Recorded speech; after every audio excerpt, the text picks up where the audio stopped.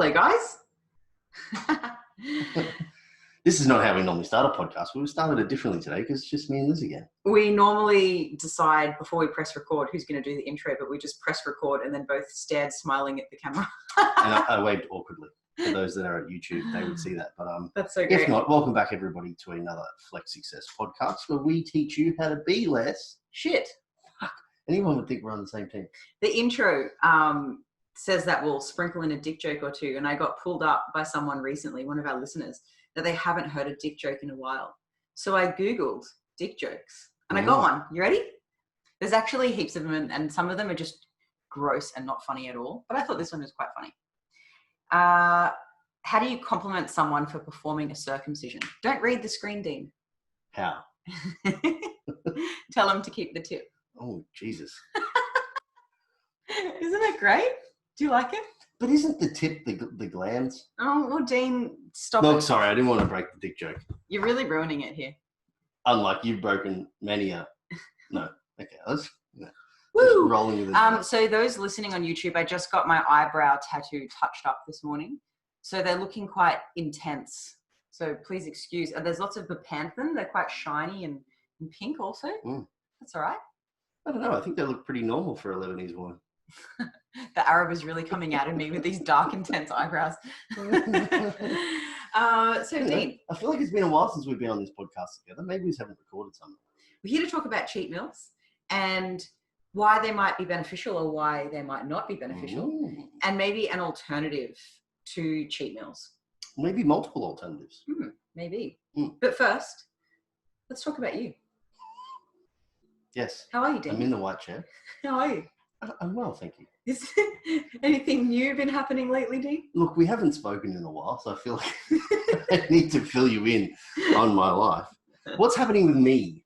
This is obviously for the listeners because I actually just got myself a coach. Oh yeah? Which is fun.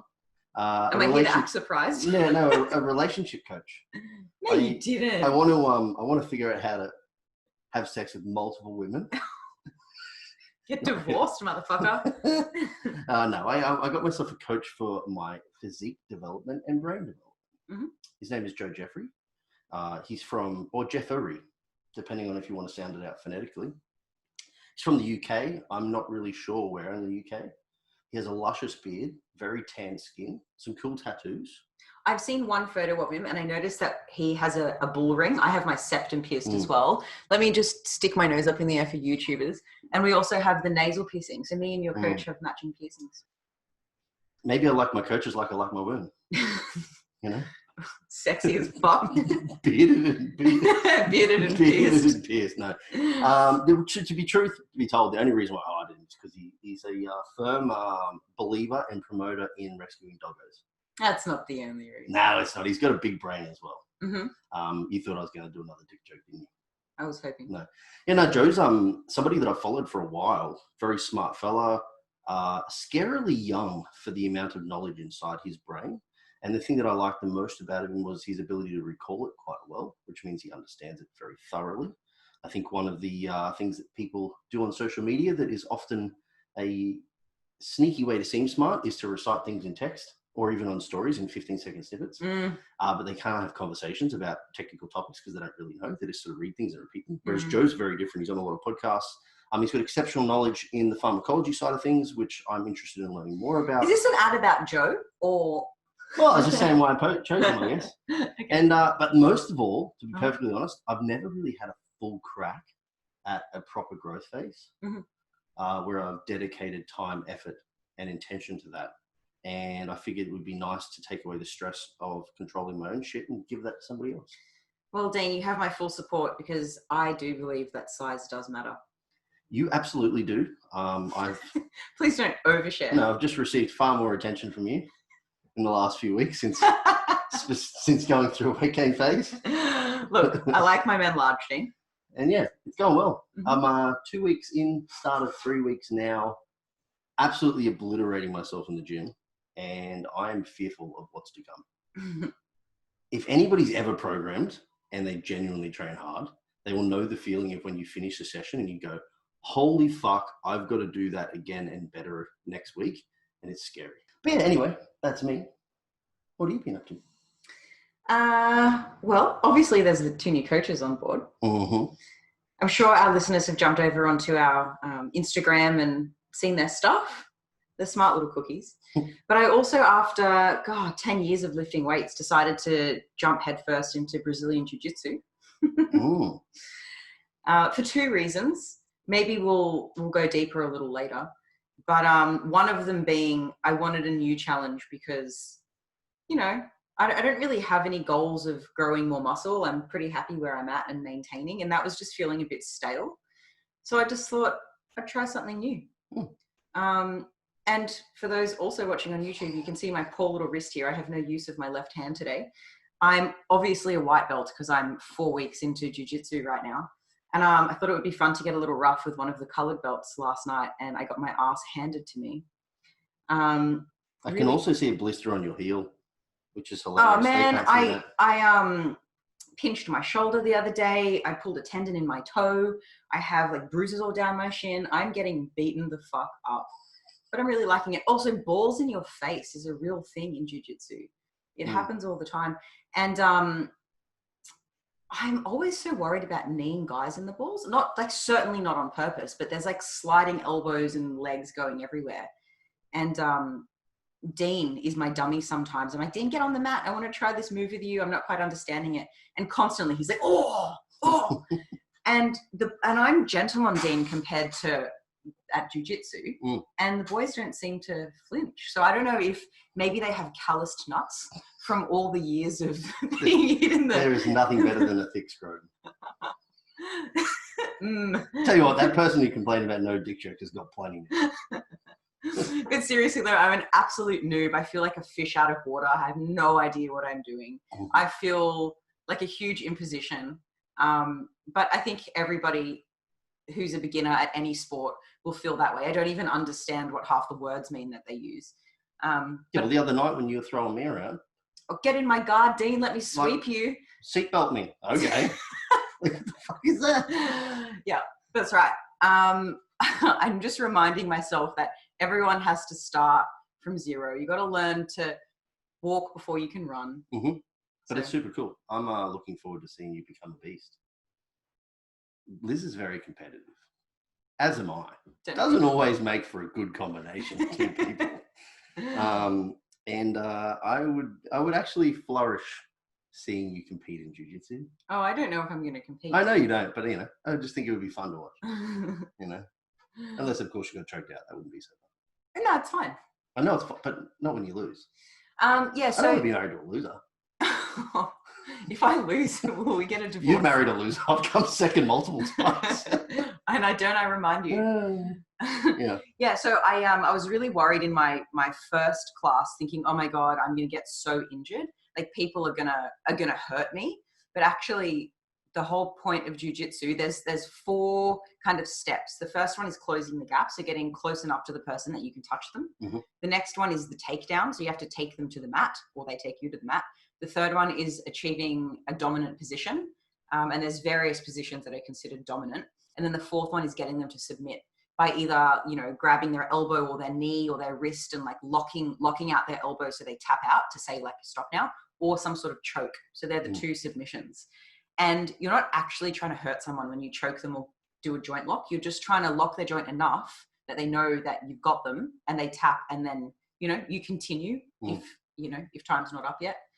Or you get points if you're in a competition. So it's never the goal to really hurt the person. Probably not the sport for a stubborn individual. Me? No, just in general. Oh, okay. Because if you're stubborn, you don't want to tap. You get hurt. No. You know when you need to tap. Yeah. I have seen it before though. Like, I'll never tap. But I will snap. God damn, if you had to give points to someone for stubbornness, I would get all of those points. But you should definitely get a slogan added to your gi. It should be tap, don't snap. Also, the gi are the pajamas that you wear in jiu-jitsu, and I'm 5 foot, like I'm very short, and I have the smallest size gi or pajamas, and the sleeve goes like to my fingertips. So yesterday I whipped out the old sewing machine, sorted it out, but I feel like a child swimming in an adult's pajamas. Gi. It's ridiculous. It's so ridiculous. Yeah, that's pretty cool. So we've both got some shit going on. We do. It's cool. Nice changes. I think it's, I don't know about you, but it certainly motivated me. And I feel like even my work is becoming more efficient. I've got a little bit more purpose to my day. It's awesome. Yeah. I'm finding just feeling a bit less stale in my training. I'm still lifting as much as I was before. I'm just doing double day training days sometimes. And with one arm. Coming home with so many injuries. Yeah. But anyways, moving on. Today's topic, cheat meals and all things considered. So we want to talk about, like, obviously what a cheat meal is for those playing at home that aren't aware, or at least our definition of what it is. The potential pros, the obvious cons. Am I inflecting the right time? Yeah. And then maybe some alternative strategies that people might want to consider. Did you want to start with the definition, or do you want me to start? I'll throw a definition out there. I don't really have one, but obviously we'll just see where it goes. Make it up. Typically, a cheat meal is simply a meal that is off your current dieting plan, that has no recognition whatsoever for calories, macronutrients, protein, carbs, and fats, or anything of the kind. You simply get to, quote unquote, cheat on your otherwise predetermined diet for a moment in time or for a single meal, and eat whatever the fuck you want. Some people have different rules around cheat meals. Like, you've got 1 hour or whatever you can fit on one plate. Or an entire fucking day. Or, cheat day. So there's lots of different interpretations and modifications of cheat meals or cheat days. But yeah, generally exactly what you said. It's kind of a free-for-all within that hour or plate or day. Free-for-all, non-diet plan, non-macronutrient controlled, whatever. Yeah, so from my experience of being in the bodybuilding community, people seem to compete with their cheat meals to make it bigger than last week or bigger than the person they're having a cheat meal with. And they end up eating themselves into sickness. Sometimes vomiting because they've eaten so much, or perhaps their diet was so restrictive during the week there was absolutely no dairy, and then they've smashed a thick shake and all this dairy and all this stuff that they're not used to eating, and they end up making themselves sick. And let's say that they put themselves in a 300 calorie deficit a day. What's that over 6 days, Dean? 1,800 calories. 1,800 calories. That is so easy to eat 1,800 calories in a single cheat meal. It's like 1.5 pizzas. Yeah. So it's like a pizza and a Coke, or a pizza and some chips. So you've just cancelled out the entire week's work. You would think for someone that's going for a significant amount of weight loss per week, maybe it would be more than 300 calorie deficit, but maybe not for some people. This is the other thing. It doesn't discriminate against the size of the human, let alone the size of their appetite and hunger. So if I was to eat 1.5 pizzas, my daily intake is 2,000 calories a day. Dean, what's yours, like 4,000? Probably about double mine.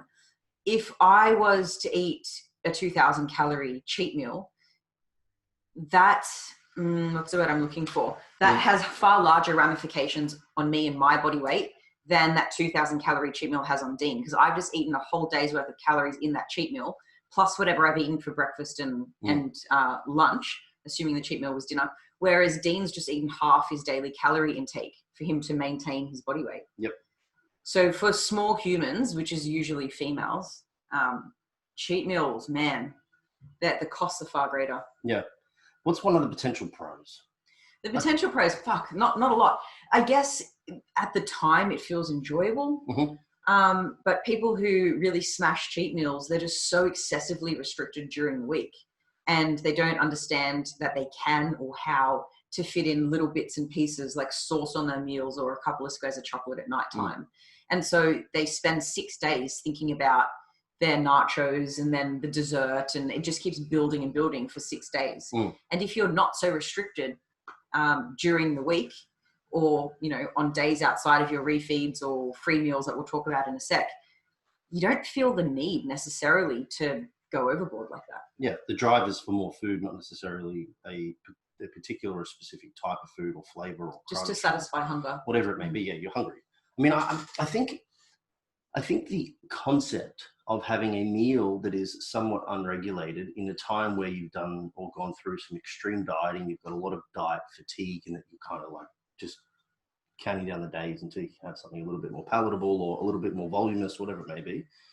The concept is good, because psychologically that relief is quite nice. The problem is the associated word being cheat. Most people then just take that at free will and don't make it about having a break, but rather making it an opportunity to stuff their faces. Yeah. It's almost as if the sort of like the I'll start on Monday framework comes into the cheat meal. It's like, cool, I've got all of this time or this allocated meal to get as much in as I can, and then I'll start fresh again on Monday and I'll be fine. Like everything's all good again. That kind of looks like the binge starve cycle, doesn't it? It's exactly what it is. Yeah. You know, and then as you said in the beginning, the problem is that the more you do it, the more it becomes sometimes a bit of a competition. How much you can fit in, and yeah. And then because it's also time restricted, then it's like, oh, how much more can I fit in?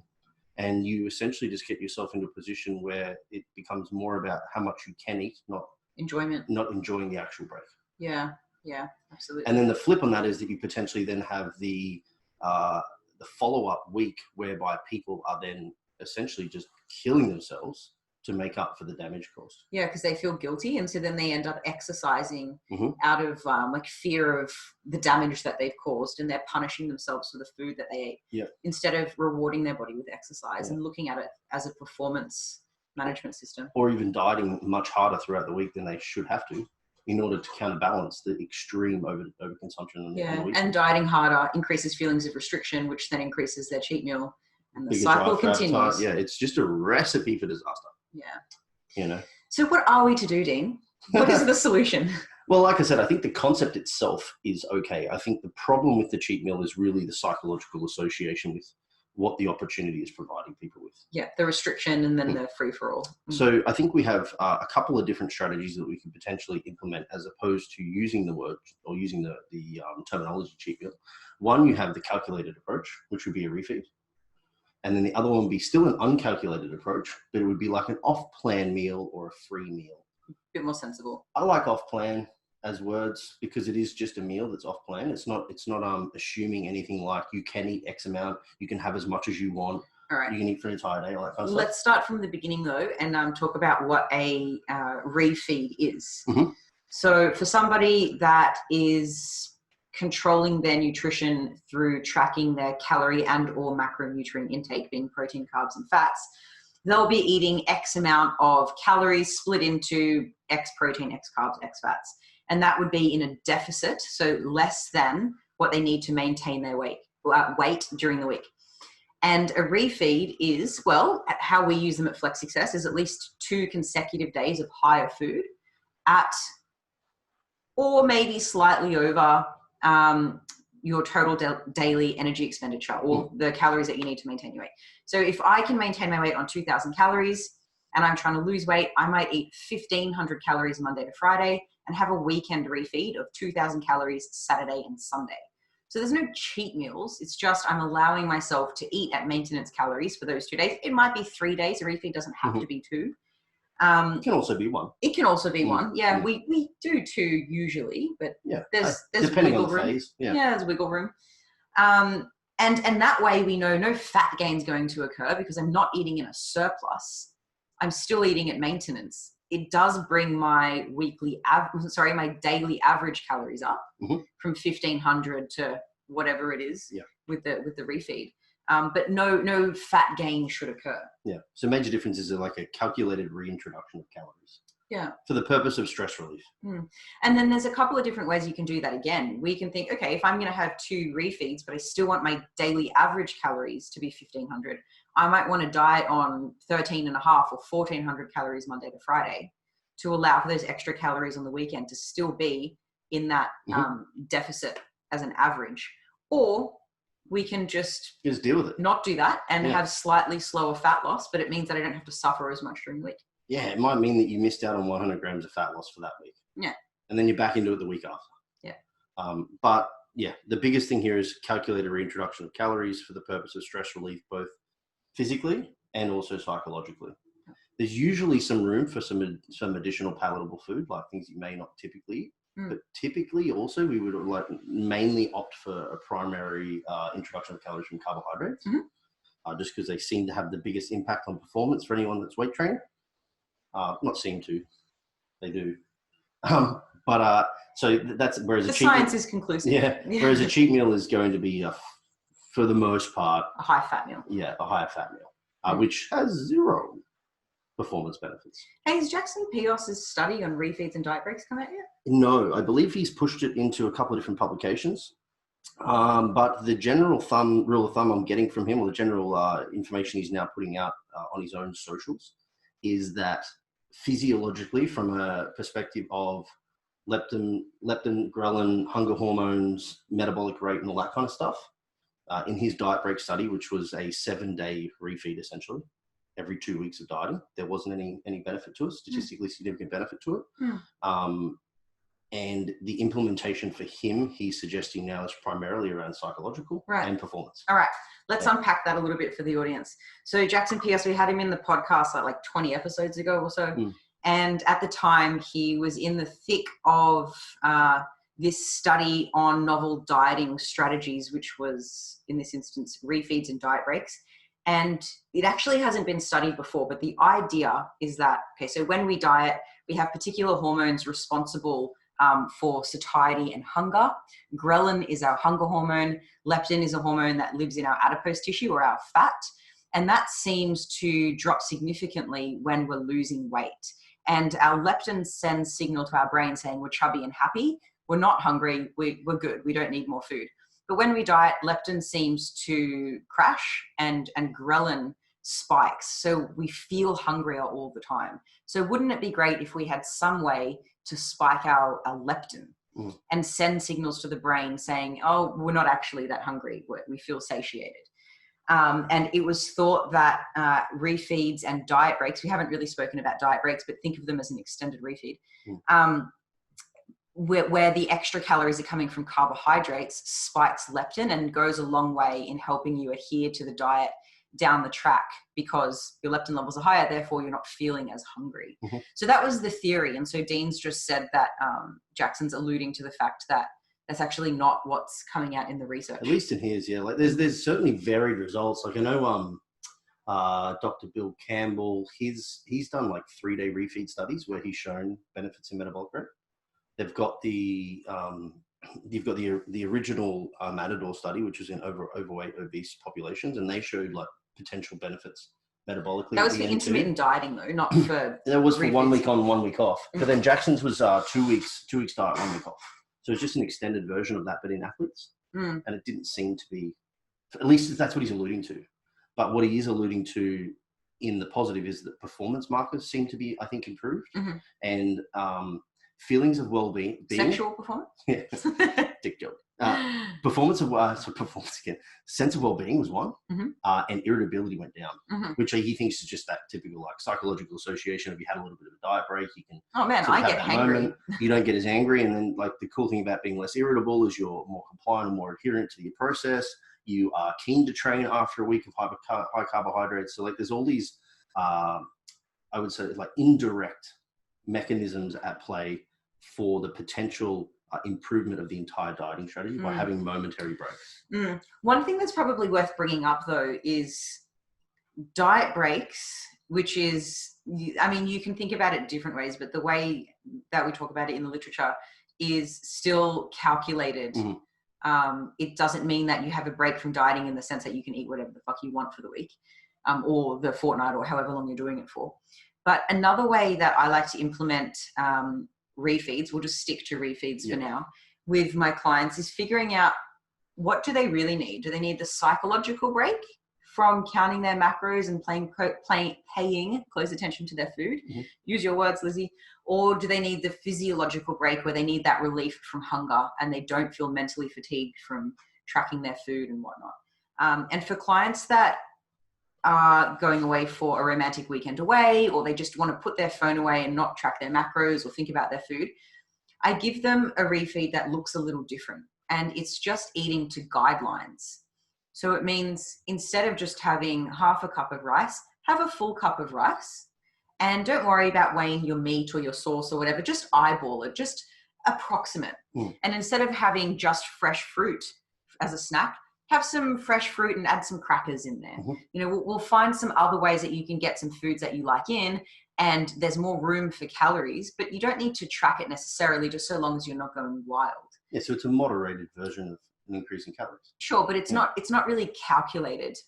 It's just that we're still finding a way to manage calories more or less within a few hundred calories. But it's not an eat whatever you want, because man.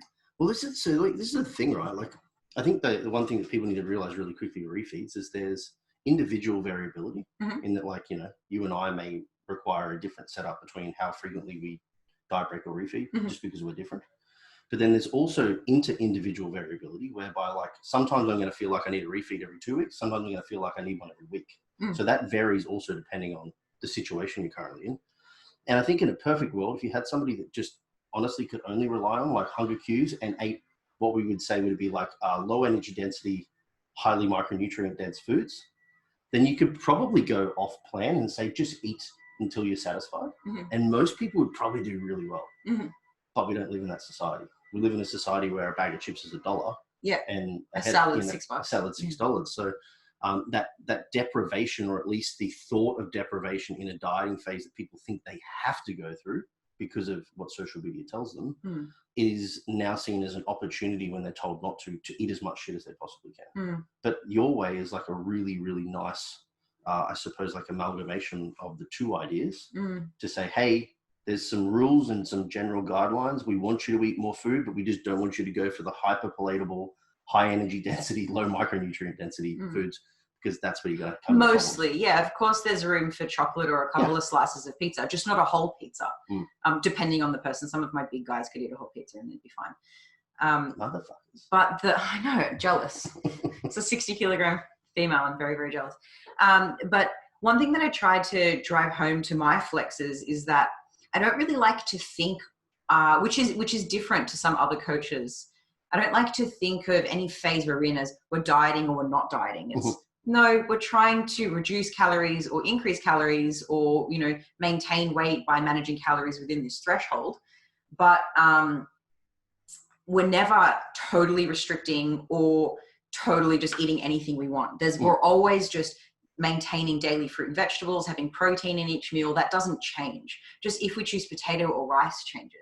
If we choose no sugar barbecue sauce or smoky barbecue sauce changes. Yeah, managing the variables. There's just, like if your step target is 15,000 or 8,000, like those little things will change, but we're never dieting where we can't eat this or that, or we're never not dieting where we'll just eat 2 pizzas for dinner. Like that's just not a thing. We always want balance and moderation and consistency, just with a few tweaks. Yeah. So I think if you have very specific goals that require a little bit of a tighter rein on calorie consumption and also the calories that you're burning going out, then refeeds are likely going to be the best approach, at least from an accuracy point of view. Now, if you're somebody who has long-term goals, or you're just looking for sustainable weight loss, and maybe like there isn't a time point that's necessary, like a competition prep for a bodybuilding athlete or something like that, then potentially something like an off-plan or semi-moderated meal is going to be the best option. The difference, I think, here between language, and like Broderick says this, I've loved this line for a long time, is that words have meanings, is that a cheat meal's focus is on the consumption of the food, whereas an off-plan meal is typically going to be focused on taking a break from the plan.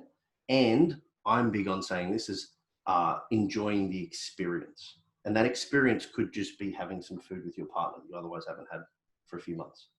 So like an off-plan meal could actually end up being less calories than your normal one, but it may just mean that you get to go out and eat like a small serve of hot chips and a steak with your partner because that's an enjoyable experience as opposed to focusing on the food. So I like to remove the food focus. It's about the atmosphere and environment, not the food. Yeah, it's about all of the other things you miss out on by being hyper restrictive. I don't eat to a meal plan personally. I'm an informed eater, meaning I have, how do I describe my nutrition? I guess I have protein in every main meal, vegetables in every main meal, fresh fruit every day, and I add a carb and or a fat to each meal. So I'll just decide what veggies I feel like at the time. Do I want them raw? Do I want them steamed? Do I want them baked? What meat do I want? So I, eat pretty similar things, but I don't have a plan necessarily. I just have guidelines. So to me to have a meal off plan, or is that what you called it? An off plan meal doesn't make any sense because I don't really have you have no plan. A strict plan. I don't have a strict plan anyway. So that what Dean's suggesting only makes sense for someone that is strictly eating to a plan. Yeah. If you were following a diet plan, then you would have an opportunity to not follow that diet plan. And that's typically going to be best for people, I think, that don't have the capacity or the know-how just yet to count macronutrients. Yeah. Because if you're counting macronutrients, there's still a potential reason to have an off-plan meal, so you don't have to go through the monotony of counting all the time. Mm-hmm. But otherwise, like if it's just for like say contest prep, you could easily just factor in some food you want. Yeah. And like in my contest prep in 2018, we still had sushi. We went and did sushi training. Yeah. It's just I had a very controlled sushi train. I You had just prawn, pulled the prawns off the rice. I know I had the rice too. I had prawn nigiri. Like No, but okay. You know, it was a calculatable Mm. refeed for me. And we also had to go out and eat together. Yeah. I wouldn't do an off-plan meal where I would have something that's probably like way more fatty, because for me, there would actually be a lot more psychological hardship thinking that I'm not doing my best. Yeah. That would probably undo a lot of the benefits of that meal. We should probably qualify that and say that was when Dean was in his comp prep, so leading up to a bodybuilding stage. Right now, he's not so concerned. Also, if I had very specific body composition goals, I certainly would have a plan or at least stricter guidelines to how I'm eating. But because my goal is maintenance and I'm an advanced macro counter who moved into informed eating, I can manage my body weight within 1.5 kilos so easily now. But it's because I built those foundations. I built the knowledge. I understand my personal preferences. I know what I can get away with and what I can't. So as much as people would love to jump the steps and just go straight into informed eating, there's just no missing the work. Yeah. And just in case people aren't aware, what is informed eating? Okay.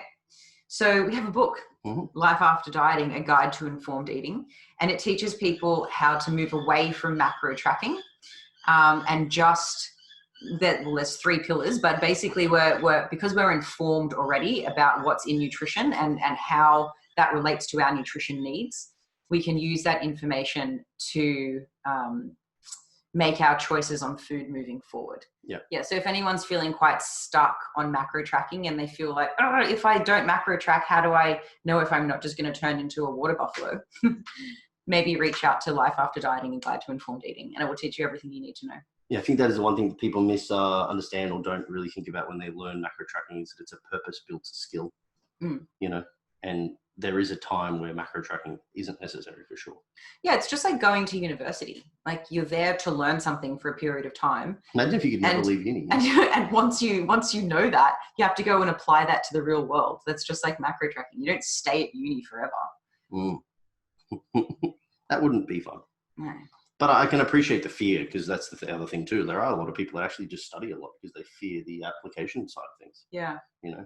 And then conversely, we have the worst kind of people, which are the ones that just jump in application and assume they know everything. Yeah, without actually getting the degree first. Yeah. But yeah, so I suppose that's like a fairly decent little rundown on cheat meals, off-plan meals, and refeeds. Yeah. What are the wrap-ups? Like, what do people need to know? Well, okay. When we're in a calorie deficit, eating less calories than we need to maintain weight, which is necessary for fat loss, then we want to consider protein intake a little more closely than if you were in a surplus trying to gain weight, because our risk of muscle loss is a little higher. We're in a catabolic environment, not an anabolic environment. So when our calories bump up during a refeed, you could take some calories away from protein, maybe go from 2.2 grams of kilo 2.2 grams of protein per kilo of body weight, let's say that's what you were eating in your deficit, to like 1.8 grams of protein per kilo of body weight in your refeed, and give those extra calories to carbs taken from protein, plus bump your carbs up so that you're at maintenance calories. Yep. Could be a handy tip. Yep. You got one? My tip would be, to try and remove that association with an off-plan meal as an opportunity to consume large or an abundance of food. Okay, so understand the difference between cheat meals and refeeds and off-plan meals, and rather see it as an opportunity to have a psychological break from the monotony of dieting, and to see it as an opportunity to have an experience with food with somebody that you like. So don't have an off-plan meal because you're not organized, but rather because you're trying to engage socially or enjoy a meal with a friend. Yeah. And then my other bit of advice / stab at people would be that if you are in the sport of body composition manipulation, being a bodybuilder, and it is your professional sport, if you're a professional competitor, and you're still doing cheat meals, you are not a professional through and through. That may ruffle a few feathers, Dean. But I would agree that it is quite a bro science way of looking at nutrition, having cheat meals and knowing everything that we know now. I don't understand how people haven't evolved their knowledge to realize that there's better ways of doing things. It blows my puny little mind.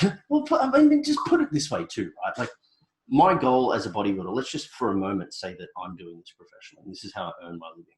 My goal as a bodybuilder is to maintain as much muscle mass as possible and get as lean as possible. In order for me to do that, I have to have very tight control on the calories that go in my mouth and the calories that I burn going up. Mm-hmm. If there's a moment each week where I fuck with that option, then I only have myself to blame if I don't show up in shape. Mm-hmm. And why should it be that you've semi-dieted somewhat hard for like 10 weeks that you then go, I want to have 6 donuts and 5 slices of pizza when you can just have 2 and fucking 1. Mm-hmm. Like, again, like this sure, 6 donuts taste great, but like, what's the cost of that? Man, like the thing is that, again, like most people get caught up in the concept of I'm just going to eat as much fucking food as I can, and they miss the forest for the trees, and that this is just supposed to be a small break. Mm. Like, take the break for what it is, and don't go and fuck up your entire week. Yeah, yeah. Oh, and a lot of competitors seem to get into this mindset of as soon as the comp's over, I'm going to eat 12 donuts and 10 burgers and But again, that doesn't really seem to balance and moderation. Not that there's anything balanced or moderate about a bodybuilding competition. And of course we want to gain fat after, but we still care about our health. We still want to feel good. We still want to train well. And that stuff doesn't happen when you allow yourself to get into these binge starve cycles. Yeah, I don't know if this is my own bias projecting, but my experience as a coach has always been that the competitors and the clients of mine post-show that seek to, again, have food experiences with partners, friends, and families do very, very well. Mm-hmm. They almost always like regain weight in a healthy manner. It's semi-controlled for the most part, and they get back to their like baseline health markers where they should be. They stabilize, and then they're good to go. But the people that go and buy a Krispy Kreme donut from 7-Eleven and have a stash of food ready to go by the time they're the ones that just seem to go. And I think it's that association with no plan, shit food, no plan, processed food, no plan as much as possible, as opposed to like, you know, people laugh at me, and for sure this is a bit weird. Like we went out for Vietnamese pho after my last show. Oh, that was great. I mean, I had Melbourne, right? I had an entree of some fried chicken. Mm-hmm. But which was delicious. It was. But yeah, we went out for pho because like pho isn't really a trackable item for me during prep. I really like it, and I know you like it, and my friends liked it. We went out and we had an experience. Yeah, and that's all I needed. I just needed a break. Yeah, you just wanted to eat a meal without having to put it on the scales and weigh it. It wasn't about the food; it was about not counting. Yeah, you know, and I think that's where a lot of people fuck up, even in general pop. Yeah, is that there?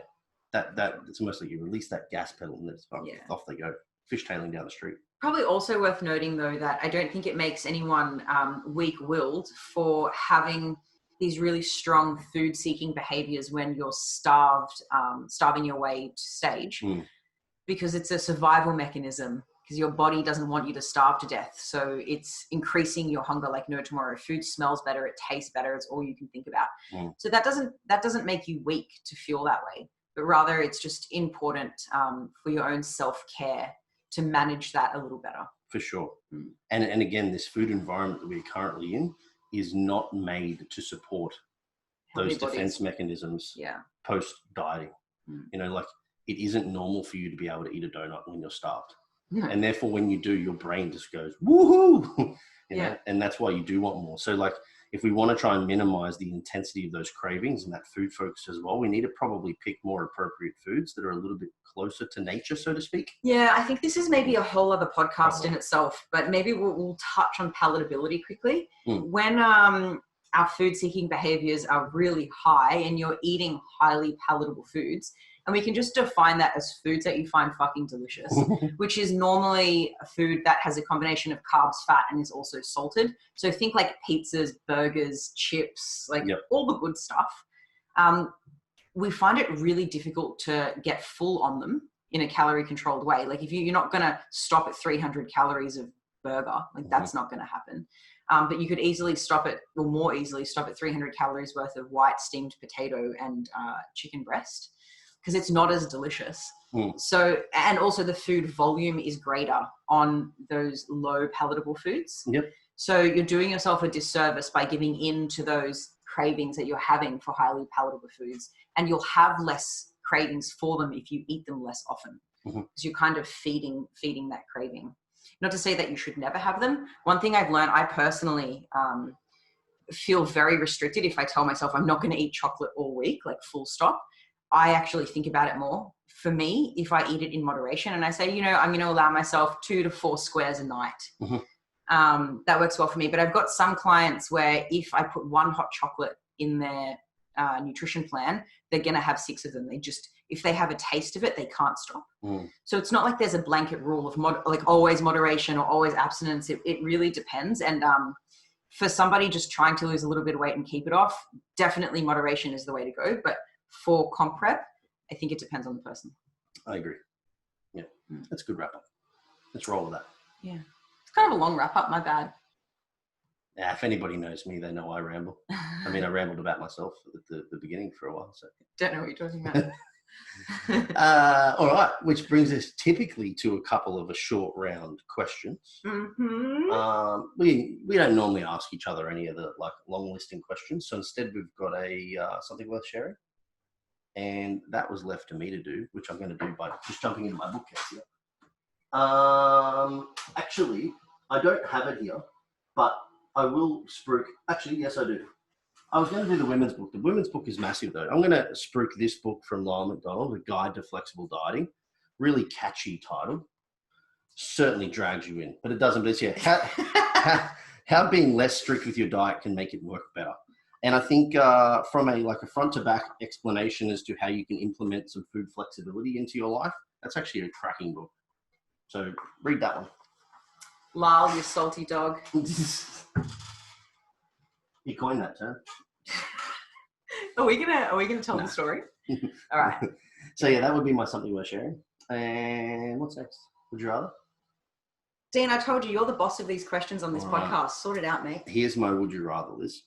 Would you rather, in an alternate universe where handshakes and hellos are not the normal way to greet a person, and COVID doesn't exist, would you rather have to, 1, lick the back of their throat to determine if they're a nice person? Do you mean their neck? Sorry, yeah, their neck. Okay, I don't know how you get in behind the throat. I know where you've come up with this. Go on. Or sniff their armpit like a dog.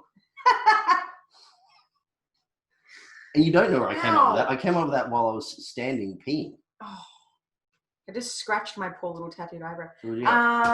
Lick the back of the neck. Or sniff the armpit like a dog.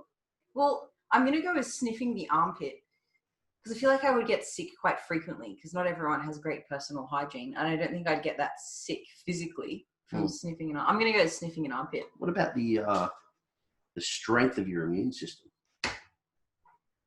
No, I'm not. No. It's like being a baby. You got to throw them in with the pig shit. There's a few cute boys at BJJ, Dean. Wouldn't mind licking the back of their necks. But there's also... There's a salty dog. Some salty dogs there. But there's some people that I do come across on a day-to-day basis. Love our neighbour, Christine. I'll just lower my voice because she might be able to hear us. Don't really want to lick her neck, though. No. So that's what I'm going for. So, Dean, I think... Is that because you think the neck would travel with the tongue? She might be listening. I think Dean's come up with this question because the instructors at BJJ... That's not, but this is a great story. No, it's not at all. What, you just randomly came up with... I was standing there peeing and thought, this is a good would you rather. Okay, anyways, this is how I thought he's come up with this question. All the instructors at Brazilian Jiu-Jitsu are Brazilian, and they have Brazilian accents, and they seem to struggle with determining between T and TH. So instead of thumb, they'll say like tum or something like that. And so the instructor, it was Paulo, he was saying to one of the boys he was rolling with, put your thumb, which sounds like thumb behind my neck. And the guy's like, put my tongue behind, like, what is this move? I could just imagine like a girl jumping on that, like, okay. That is freaky. I'm trying to imagine what like jiu-jitsu move would benefit from a tongue on the back of someone's neck. Not quite as good as the fleshlight story. Oh, we'll save the fleshlight story for another podcast, perhaps. Maybe the next one. Just FYI, it's not actually about fleshlights for people. It was what I thought a fleshlight was. No, it is the... Yeah. Yeah. I feel like this story This has is to in come. Slovenia, right? Yeah, it was, but it's not so much. The story wasn't so much what you thought a fleshlight was, but rather that the lady told us to bring a fleshlight. All right, tell the story. All right, we're in Slovenia. We're going cave. It's called cave diving or something. Yeah, right? we're going through a cave on a boat. Yeah. We got an email from the Slovenian company that said, "Hey guys, please bring, water, a jacket, Hiking boots. We'll bring the rest, including the fleshlight. We'll provide the fleshlight. We'll provide the fleshlight." And Liz and I thought we may have just joined an orgy in a cave. In a cave with a and bunch we still went. a bunch of Slovenians. So we took Liz's cold hands, knowing full well that she may be required to burn some phallic-shaped things into the fleshlight. No, we didn't. And then anyway, the lady got there. She didn't know that that's how you spell flashlight. I thought I should tell her. No, wait, sorry. Yeah, we were on the boat in the middle of the darkness, and Liz is like, "Psst, are you the lady that writes the emails?" And she's like, "Yeah." She's like, "Oh, just want to let you know, it's flashlight, not fleshlight. A fleshlight is actually a penis." That's what I thought it was. And I was sitting in the boat like, "No, it's not." But I'm sure she's still equally embarrassed. And then the lady was like, "Oh my God, I'm glad you've told me this. I'll continue to write flashlight moving forward." Because, like when someone has spinach in their teeth and at the end of the day they get home like, why did no one tell me? I wanted to be the person that told it. Yeah. But yeah, fleshlight made sense to me because like a flashlight is kind of phallic shaped. And like it's a flashlight made of flesh. I thought it was like another word for a cock. I don't know. Yeah. Made sense. That could have been a dick joke. Anyway, that's us. Cheat meals, fleshlights, and refeeds. Do you want to call the podcast that? Cheat meals, I'm on it. Let's do it. We'll do that. All right. Thanks, everyone. Bye.